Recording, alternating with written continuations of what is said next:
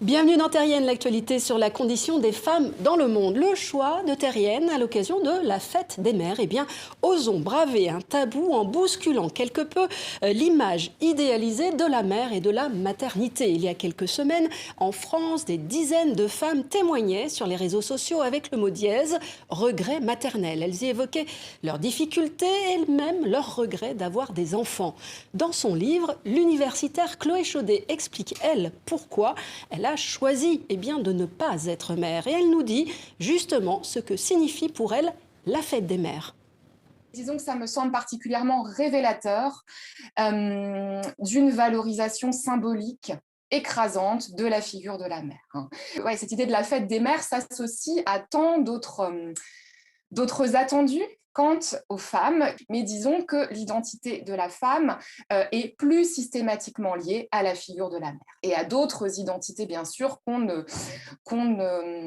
auxquelles on était peut-être un petit peu moins confrontés dans les années 50, par exemple, au moment où le modèle de la femme au foyer avait tendance à écraser un petit peu tous les autres.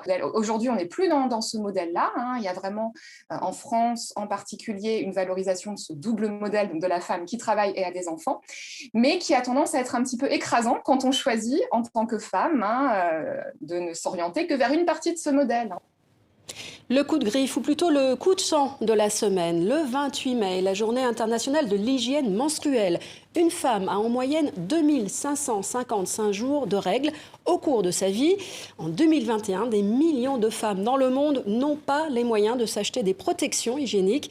En France, la précarité menstruelle touche près de 2 millions de femmes. L'association Règles élémentaires mène campagne sur les réseaux sociaux pour lutter contre ce fléau. Voici donc le coup de sang de la handballeuse Estelle Nzeminko. Stop à la précarité menstruelle.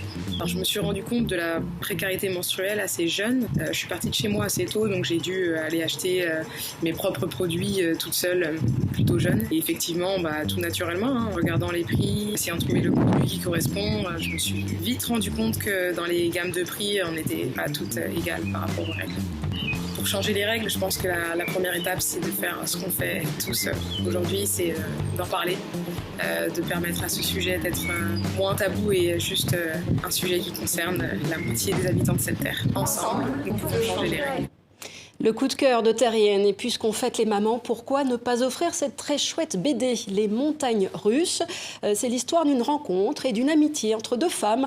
L'une est une maman solo, un peu débordée par la vie. Elle jongle entre la crèche et la recherche d'un boulot. Et puis l'autre, elle n'arrive pas à avoir d'enfants. C'est donc une histoire sur le désir d'enfant, le couple, mais aussi la sororité. Un livre à 4 mains de Gwenola Morizur et de Camille Beniamina. Et c'est aux éditions Bambou. Pour d'autres infos, rendez-vous sur notre site et sinon on se retrouve ici même la semaine prochaine.